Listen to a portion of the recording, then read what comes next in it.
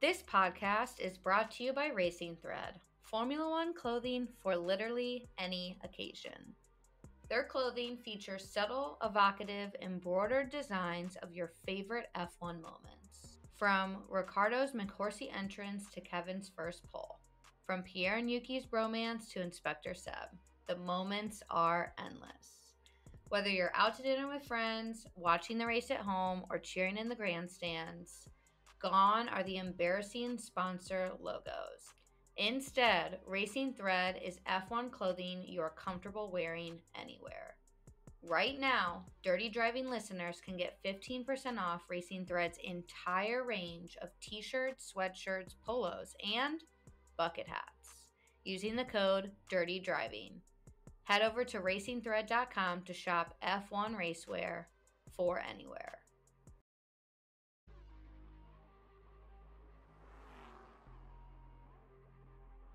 It's chaos. It's a different type of Sunday scary.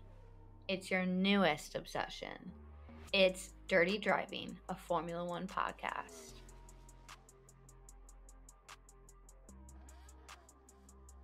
Welcome back, everyone, to another episode of Dirty Driving.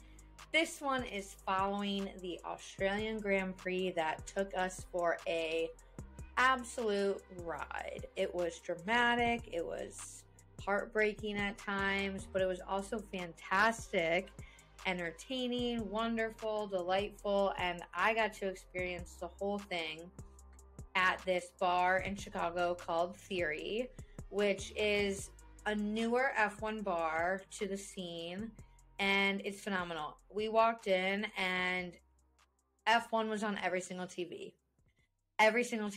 and the volume was on when the race was happening, and the atmosphere was amazing. It's so nice to be surrounded by people who enjoy and love and are as passionate about the sport as I am. And so this is my push. If you've not gone and watched the race at a bar or at a watch party or whatever it might be, you need to go, because it's almost like a step in between going to a race, in terms of like, you've got the crowd cheering, you've got people talking about it, people are in their merch, and you can just feel the excitement for what's about to happen next. So highly recommend going. And if you're in Chicago and want to come with me to the next race, I already have reservations, so just let me know. But the other thing I want to talk about before we get into the race is today is actually my birthday, if you're listening to this on Tuesday. And I'm going to announce this later today on Instagram and all of our socials, but I wanted to give my listeners a chance to get ahead of everyone else.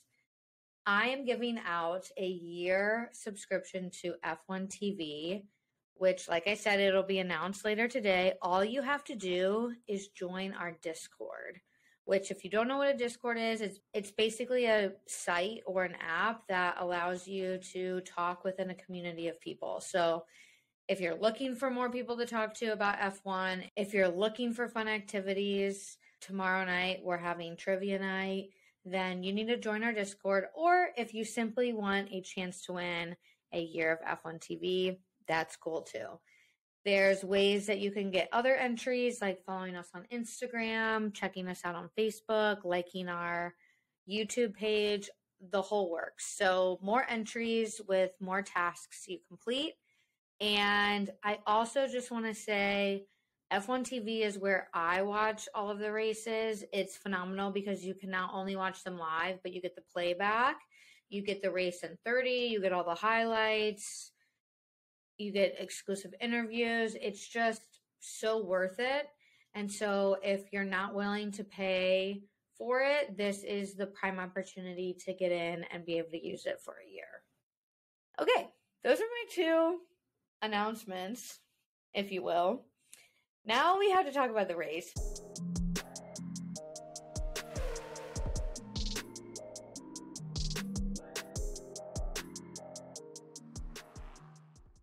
As predicted by many, the race was won by none other than Max Verstappen. He crossed the finish line under a safety car, which we'll get into that a little bit later. And then this was the first race since 2018 that the podium itself was occupied by 3 champions. So the last time this happened, it was Hamilton, Vettel, and Raikkonen.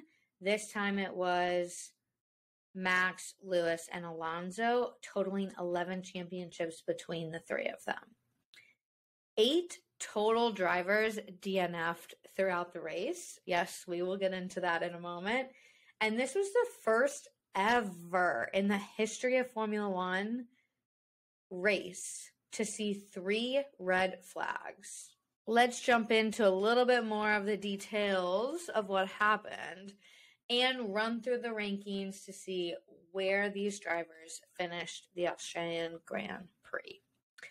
So, like I said, Max Verstappen, he took first. In the days leading up to the race, we saw him lead Alonso in FP1, where Red Bull debuted a new front wing, and Max also led in FP3. This was Max's first pole in Australia, his first win in Australia, and in Red Bull's first pole in Melbourne since 2013. This podium will equal Senna's total number of podiums at 80. So big congrats to Max. I feel like we all know Max is dominant supreme this year. He is taking racing to a whole new level with just how incredibly fast and how incredibly quick their car is this year. So Max Verstappen, ladies and gentlemen. In second place, we had Lewis Hamilton. Insane. Did I see this coming? No. They've been bashing on the car. Lewis has been saying that he doesn't feel comfortable in the car. They haven't had the pace, but all of a sudden, here they are in second. Lewis Hamilton. Never thought I'd see this day again. I'm totally kidding. I always knew I thought I'd see this day again, but not as quick as I saw this day. So, in qualies, he did have some provisional pole time for a little, but ended up taking third behind his teammate George Russell. P3 is Lewis's first top 6 start this season. In the first lap, he was able to sneak by Verstappen following his teammate George, who did the same. Immediately, Max complained on his radio that Lewis had pushed him wide and off the track. He said, post-race, I just tried to avoid contact. It's quite clear on the rules what is allowed to do now on the outside, but clearly it's not followed. So he threw Lewis under the bus, saying that he pushed him wide, but he also went on to say, like, at the end of the day, we still won, so it doesn't really matter. There you have it. Hamilton did also get ahead of Max in the first restart after the first red flag before being overtaken by him shortly thereafter. He spent a lot of time managing the gap between him and Alonso behind him, and he ended the race in, like I said, second place and said, I definitely didn't expect to be second, so I'm super grateful for it. Which brings us to Fernando Alonso taking his third place in this season. FP2 saw Alonso set the fastest time before the rain came in, putting Leclerc in second and Max third. Fernando has been Max's closest challenger all weekend up until Q3, where both of the Mercedes sped ahead of Fernando. This is his third consecutive podium finish for the first time since 2013, and I can't wait to see what continues to happen. His teammate Lance Stroll took fourth place right behind him. This is the team's highest finish, I should say best finish as well, since they've become the Aston Martin team. In number 5, we had our driver of the day, Sergio Checo Perez. Sergio had a rough start to the weekend, so he slid off in FP1, triggering a red flag. And then he absolutely struggled in FP3, locking up, running wide, and had to have some modifications due to a brake issue. In Q1, he locked up and beached himself in the gravel. It was ugly. And immediately we knew he was going to be starting the race from the back of the grid. He also took a pit lane start this weekend, which makes complete sense. If you're starting from the back of the grid, go ahead, change what you need to, and start from the pit lane anyway. He is the driver of the day because he went from pit lane, or P20, to P5. I thought he was going to be up on podium. He came pretty damn close considering the chaos that happened in this race that we haven't even gotten to yet, but please hold your horses. He also took the extra point for the fastest lap. So that is the best thing that could have happened. He gave us the best performance he could have given us, considering everything that happened. In P6 and P8, we had both of the McLarens. So Lando was in P6. Once again, both of them struggled in qualies. Lando did make it into Q2, but had some clutch issues.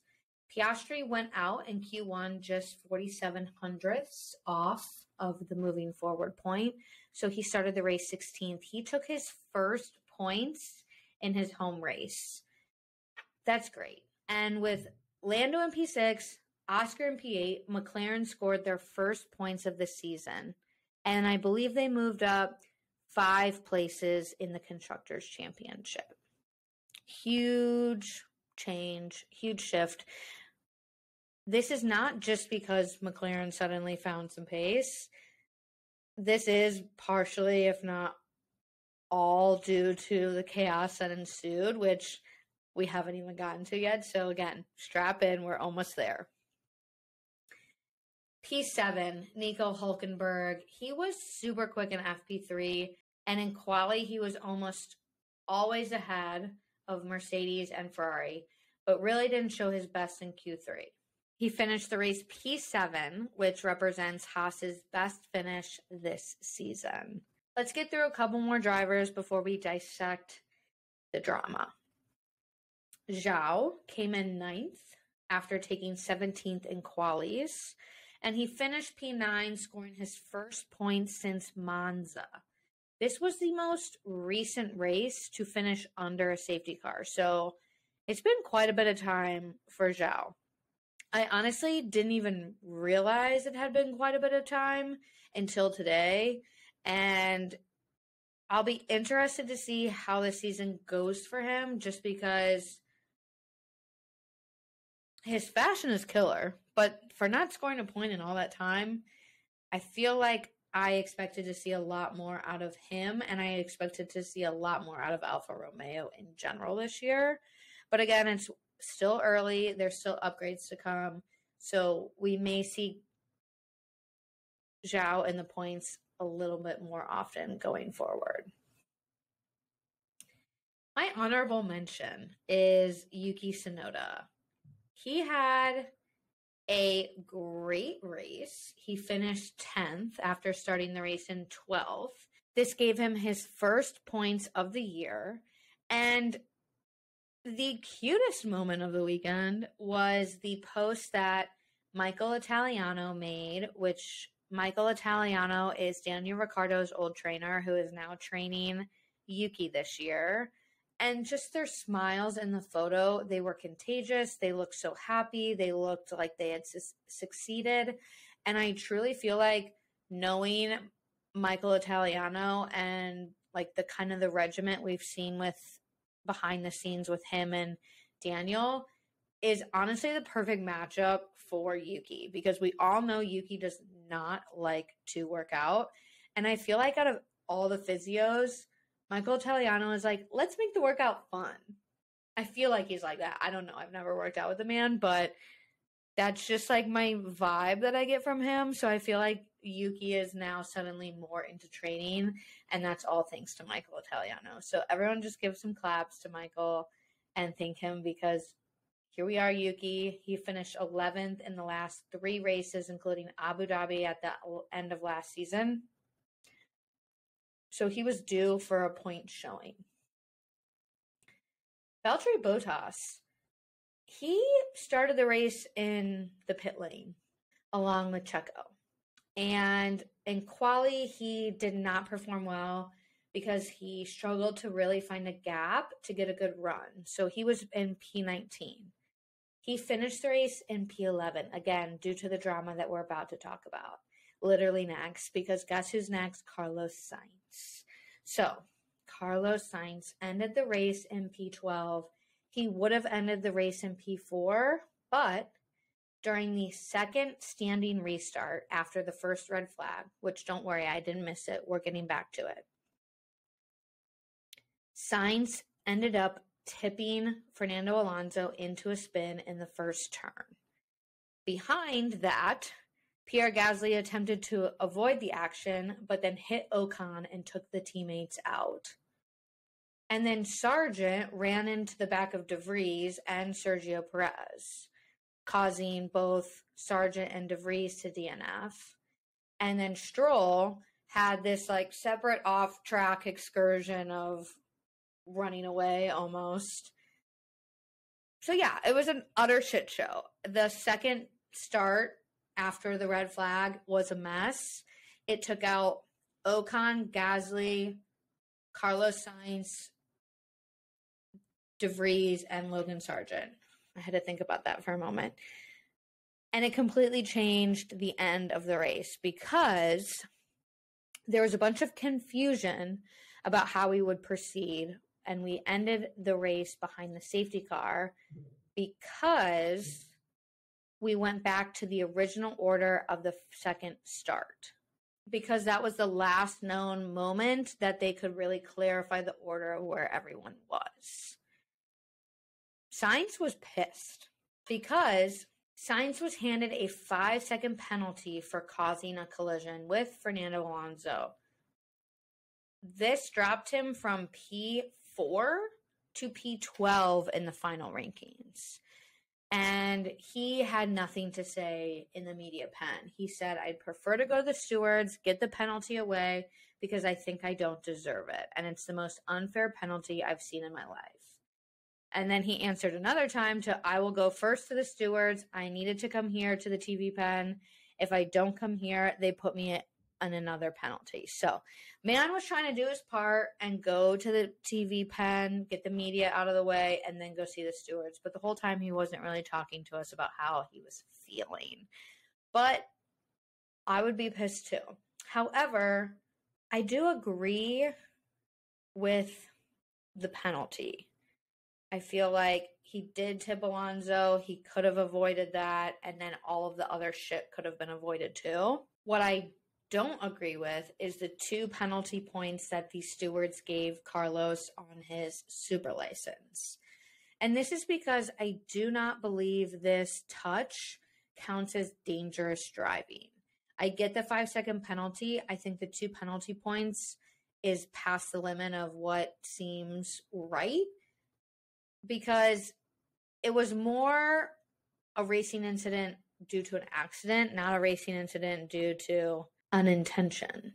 Now that we've kind of reviewed the gist of what happened with Carlos Sainz, the second red flag, and leading into the third restart, which ended in the safety car, we can dive a little deeper and talk about Pierre Gasly, who was having a good start to the weekend. He was late to start in FP3 with a suspected clutch problem, but then he out-qualified Esteban in qualies for the first time this season, taking the underrated driver award this week.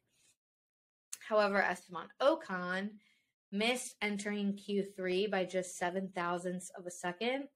And in the post-race, people were asking, if there were hard feelings between Ocon and Gasly, and Ocon had to say that Pierre came and apologized. It could have been anyone, so there are no hard feelings. It does suck that we are now seeing the 4th occurrence of teammates taking each other out in the hybrid turbo era. It can also make an interesting dynamic in the team. Think about back to Baku and the Red Bulls taking each other out, and everyone made it seem, at least everyone in the Red Bull camp, made it seem like it was Daniel Ricciardo's fault. So I think Alpine is doing the right thing by remaining very calm about the whole thing and saying that there are no hard feelings. Pierre apologized. He didn't mean to. He was just avoiding getting into an accident over there, but ended up taking both him and his teammate out. So no points for Alpine, which blows. Anytime there's a double DNF, it just absolutely shreds my heart because that's no points. That's nothing to add to the championship. Speaking of nothing to add to the championship, next up we're talking about Nyck de Vries. I have been completely disappointed in this man. Ever since Drive to Survive, the clip of him talking about how he's going to come in, he's going to be the number one driver at AlphaTauri, all this stuff, I had such high expectations for him. I mean, he's a Formula E second place champion. Like, he knows his stuff, but I think he is definitely struggling in Formula One. It's obvious. But it's obvious that he's struggling to find a comfort level in a Formula One car. He did so well in his first appearance last year. And again, the clip from DTS just made me assume that we were going to see like stellar performances from him, but we haven't thus far. So he DNF'd due to the Logan Sargent run-in. But what I will say is that he did make it out of Q1 for the first time. So props to him. We'll see what happens in a couple races time, but so far I've been unimpressed by Nyck de Vries. Another one I've been unimpressed by is Logan Sargent. Not only am I not impressed by his political views, the fact that he's from Florida, the fact that he doesn't really represent America all that well, he's not doing so great on the track either. So he missed FP2 on Friday due to an electronics issue, so that took practice away from him. But then in qualies, he spun super early in Q1, which left him to start the race in 18th. And then he ended up DNFing because he hit Nyck de Vries and Sergio Perez, but Sergio Perez made it through and he was okay. So I just feel like out of everyone, Nyck de Vries and Logan Sargent are like, will they be here next year? I don't know. My sources say no. One of my losers of the race is Kevin Magnussen. So we thought the order was locked in with how it was running. Max in the lead, Lewis in second, Alonso in third, and then Carlos in fourth. But then Kevin Magnussen came out of nowhere and hit the wall exiting turn 2, completely losing his right rear wheel. Like, the whole damn wheel popped off and he was driving without a right rear tire. It spread debris all over the racing line, which brought out the second red flag.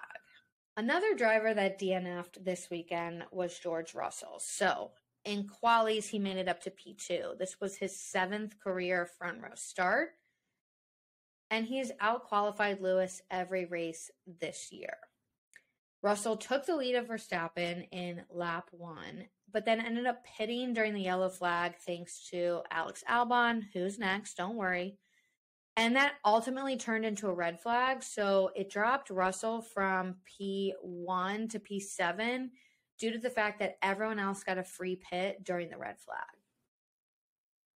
He made it up to P5 during the restart, but the car's power unit caught fire, a big old flame of fire, a big old fireball. It was scary. Luckily, he's okay. But it caught fire on lap 18, so he pulled over to the side, stopped the car, and ultimately DNF'd. He said, everything we've done this weekend has been good. Qualifying was great. The start was great. The restart was great. The strategy decision was the right one. It's just such a shame to be stood here right now. I feel for this man. He was doing so great. He could have podiumed with Lewis. It would have been phenomenal, knocking Alonso off, which completely blew up my guess of what was going to happen. But that's besides the point. He could have had it all, and unfortunately, due to his power unit catching fire, he didn't get it all. Our second to last driver and DNF is Alex Albon, who consistently, absolutely consistently, set the fastest middle sector throughout the qualifying session. He made it to Q3, his first of the year, which translated into a P8, his highest quali with Williams, and the team's highest quali since George Russell's P2 start in Spa in 2021. So Williams, on fire this year. Albon, DNF'd. He was running in 6th before he had a huge crash, which brought out the first red flag, triggering the second restart, where we saw the shit show and the kerfuffle. But before any of this happened, all the way back in lap 1, Charles Leclerc, you guys knew it was coming. He's our last driver that I haven't spoken to. This man DNF'd in the first lap. He was working on getting ahead of Stroll, but ended up touching his front left wheel, and he spun out into the gravel, causing a safety car. He said, "I'm not pointing the finger at Lance because I think he had no choice once Alonso slowed down the car the second time. And for me, it was just impossible to see whether Lance was staying behind Fernando or if he was just in between. I obviously didn't think he was there." So he spun out, leading to a DNF in the first lap. And he said, "The start of the season has been a disaster for me." I mean, think about it. He DNF'd in Bahrain. He got the penalty in Jeddah, and then he DNF'd here on lap 1. He is having a horrible start, an absolutely horrible start. And it's starting to make me truly question if Charles Leclerc is going to stay at Ferrari. I don't think that's going to happen. I think he's going to want to go somewhere else unless Ferrari figures it the fuck out, or unless Charles might need to figure it the fuck out. In the post-race, Sunday morning, I slept in because we were up till like 3 a.m. watching the race.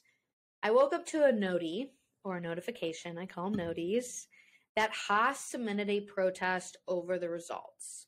So when the race was red flagged for the third time, I mentioned this earlier, the order of the classification for the restart was put back to how it started before all the accidents took place.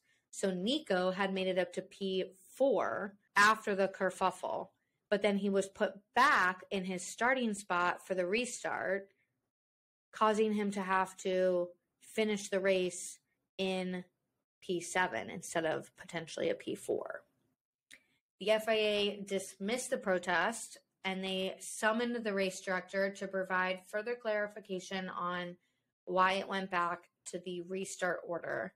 And the race director said that in the time available for the continuation of the race, the most reliable point was the last grid, given the data available to the race director at the time, the relative positions of the cars, and the incidents on track. So as I was saying earlier, they have to restart in the order that makes the most sense to restart from in terms of where they could identify where the cars were and what order they were in. I'm glad this was dropped. I don't know what Haas was thinking. Obviously, they were trying to point grab and get Nico back up into potential P4. But at this point, it was such a shit show, and they just wanted to finish the race and end it behind the safety car so we didn't experience any more red flags for the last lap and a half that was left. So what's done is done. The race is done. Haas didn't really have any grounds to stand on. So all in all, my winners are Lewis Hamilton, Nico, because he did still do so well in P7, Aston Martin, their best race finish for both teammates, and McLaren, who got points for the first time.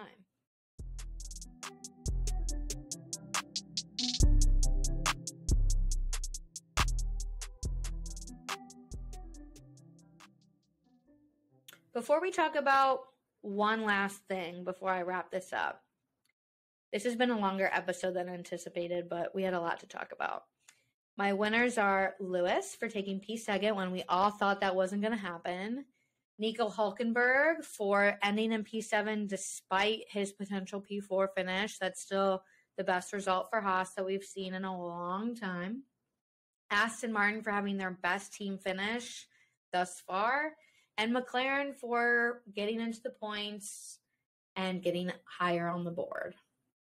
Losers, Charles, George, and Carlos. Charles out on lap 1. George out not for any reason other than his power unit catching on fire. And Carlos for getting the penalty and causing the big shit show kerfuffle that we all saw.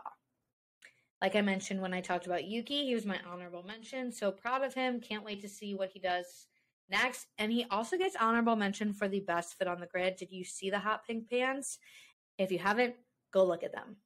The last thing I want to talk about is Daniel Ricciardo. How could I not talk about him when we're doing the post-race for the Australian Grand Prix?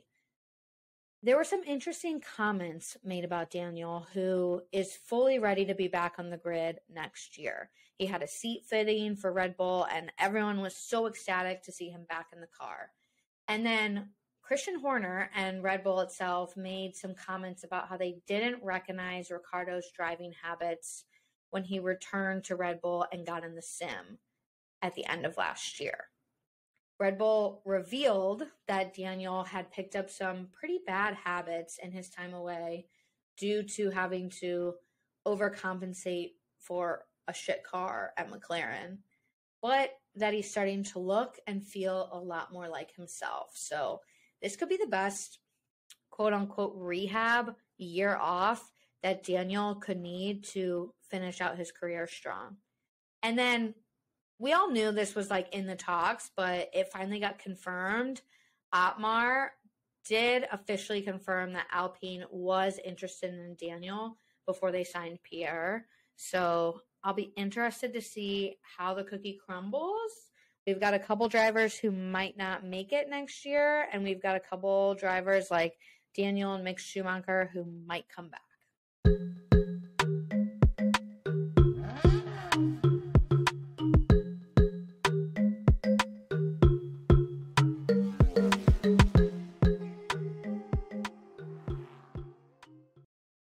Finally, in the standings, McLaren bumped up 4 places in the Constructors' Cup.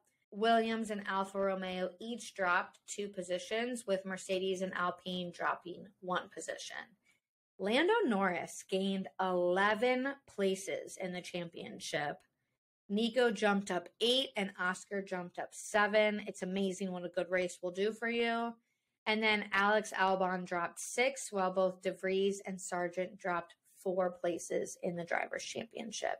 There's still plenty of time to go to see who will actually be on top, but F1 is taking a spring break this year. We won't be back racing for another 27 days. That's right, 3 weeks, so we are back for Baku and the first sprint of the year. Keep an eye out for some episodes over this spring break, including an interview with a good friend. And then I wanted to invite you guys to not only join the Discord and potentially win a year of F1 TV, but also because we're having our first trivia night tomorrow night, Wednesday, April 5th at 7 p.m. Central Time. We're all just going to hop on the Discord, chat about Australia for a little bit, and then play some F1 trivia. So I hope to see you there. Thank you so much for listening to another episode of Dirty Driving. Until next time, stay dirty. This podcast is brought to you by Red Racer Books, a children's book series about the marvelous world of motorsports. Looking to get the kiddos in your life interested in Formula One? The series includes the ABCs of Racing, which teaches concepts about racing with Red Racer as your guide. The 34-page book is full of gorgeous illustrations inspired by actual tracks and racing situations around the world. The series also includes the book All About Race Cars, a guide to Formula One race cars. Red Racer is joined by Roxy the Engineer, and they walk you through all the ins and outs of F1. This book is packed with 40 pages of beautiful illustrations teaching STEM facts about F1 cars. Red Racer Books is on a mission to give kids in the U.S. and beyond a global perspective on sportsmanship, diversity, science, and technology. Dirty Driving listeners can get 20% off Red Racer Books' entire series using the code Dirty Driving. Head over to redracerbooks.com to buy the kiddos or the adults in your life their new favorite book.